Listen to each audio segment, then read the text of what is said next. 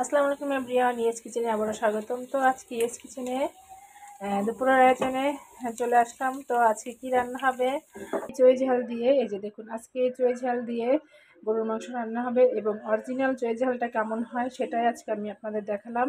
এটাকে এখন আমি পরিষ্কার করিনি, কাটিনি।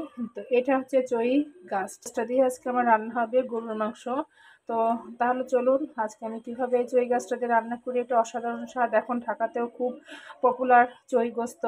হ্যাঁ, তো যাই হোক, আমার দেখুন অলরেডি পেঁয়াজটা ভাজা হয়ে গিয়েছে, গোল্ডেনিশ কালার ধারণ করতেছে। এখনই আমি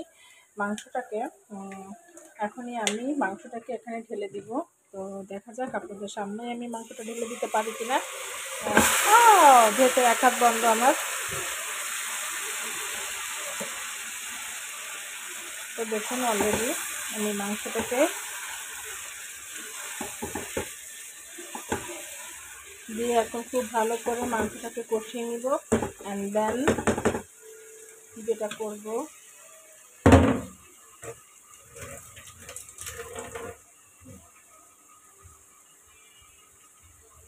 সেটা হচ্ছে যে বাটি ধোয়া পানিটাকে আমি এখন দিয়ে দিব। কারণ ইয়েস কিচেন মানে বাটি ধোয়া পানি। এক্সট্রা ফ্লেভার বা এক্সট্রা স্বাদ যদি পেতে চান, এই টিপসটা অবশ্যই ফলো করবেন।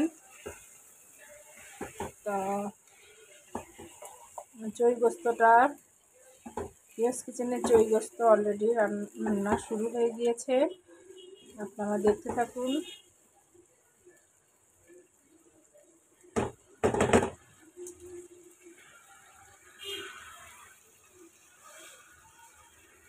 ওকে, এখন আমি এটাকে ঢাকা দিয়ে মিডিয়াম টু লো হিটে আমি মাংসটাকে রান্না করতে থাকি, আর এই চইটা প্রিপারেট করি আমি। হ্যাঁ, মাংসের কী অবস্থা, এটা হচ্ছে চই গোস্ত যেটা আমি রান্না করতেছি, এটার কী অবস্থা আমি দেখিনি।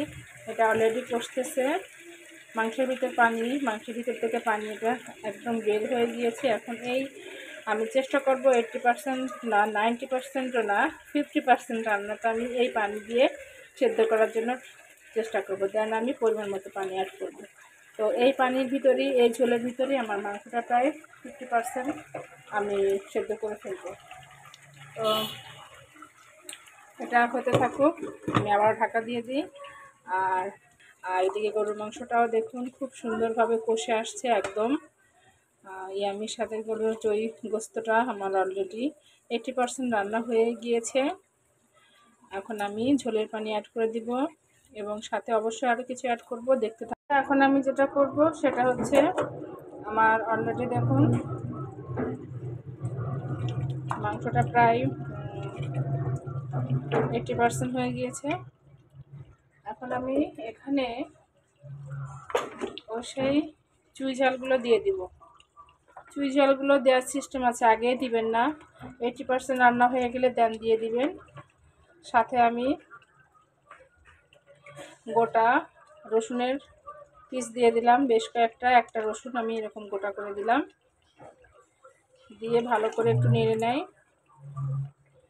আর যেহেতু এখন নতুন আলুর সিজন, আমি আর গরুর মাংসে নতুন আলু দিলে আমার খুবই ভালো লাগে। এটা অবশ্যই আপনারা স্কিপ করবেন, যদি প্রয়োজন না হয় দিবেন না, আর যার যার পছন্দ অনুযায়ী। তো আমি দিব, কারণ নতুন আলু দিয়ে গরুর মাংস অনেক মজা হয়। তো আমি আলুটাও দিয়ে দিলাম।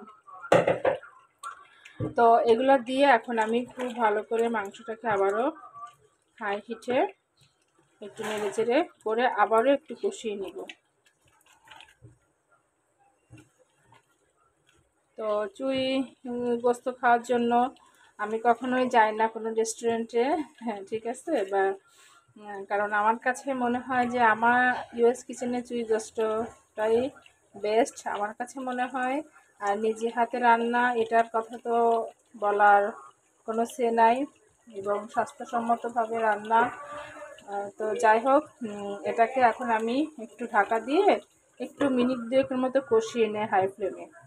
মিনিট 2 কষিয়ে আবার আমি বাকি যেটা আছে সেটা হচ্ছে, আমি কিছুটা পেঁয়াজ বেরেস্তা উপর থেকে বিছিয়ে দেয়।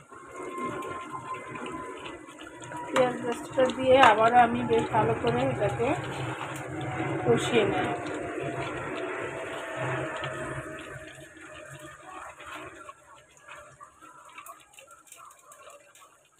ওকে,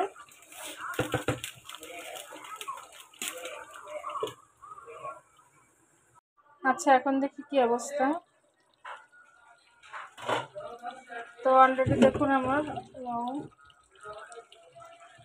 খুব ভালোভাবে মাংসটা একদম কষে আসছে।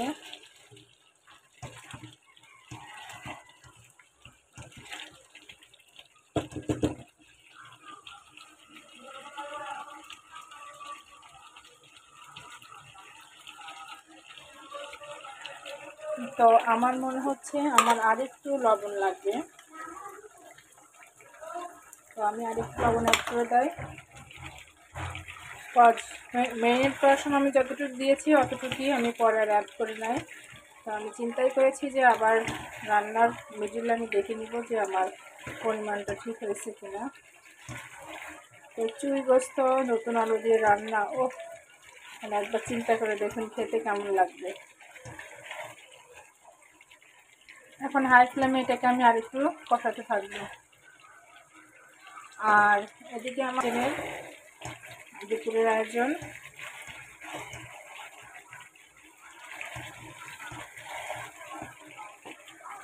তো দেখুন অলরেডি খুব সুন্দরভাবে তেলটা উপরে উঠে এসেছে। আমি এখন একটু নাড়িয়ে নেই আবারও।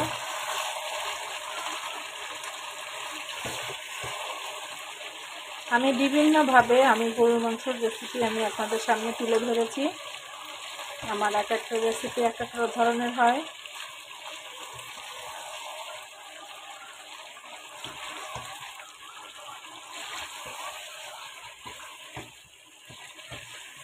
এই পর্যায়ে গরুর মাংসতে একটু সময় দেওয়া লাগে, কাছে থাকতে হয়।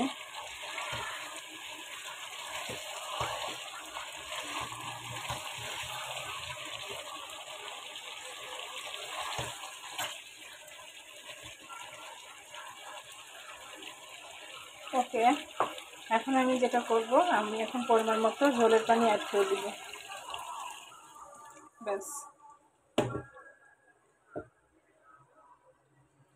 তো পরিমাণ মতো ঝোলের পানি আমি অ্যাড করে দিলাম।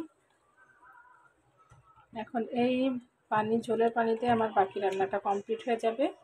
আমি চুই গোস্তটা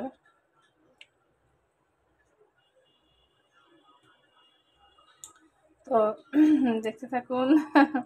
অলরেডি আমার চুই গোস্তটা প্রায় শেষ পর্যায়ে। তো ওকে, তাহলে চলুন দেখা যাক আমার চুই গোস্তটার কি অবস্থা। তো অলরেডি ডান আমার চুই গোস্তটা। রোদ পড়েছে দেখছেন আমার কিচেনে রান্নার সময়, শীতের বেলায় মিষ্টি রোদ। তো চুই গোস্তটা অলরেডি ডান, দেখুন কেমন হয়েছে, একদম টকবকে ধুয়ে ওঠা। তখন আমি চুলাটা স্টপ করে দেয়। দেখুন আমার ইয়েস কিচেনে চুই গোস্ত, ইয়ামির সাথে চুই গোস্ত আমি রান্না করে ফেললাম। তো এভাবে অবশ্যই রান্না করে খেয়ে দেখবেন এবং জানাবেন কেমন হয়েছে। তো রেস্টুরেন্টে না গিয়ে অবশ্যই নিজের বাসায় এভাবে চুই গোস্ত রান্না করে খাবেন আর আমাকে অবশ্যই জানাবেন। ওকে, আল্লাহ হাফেজ।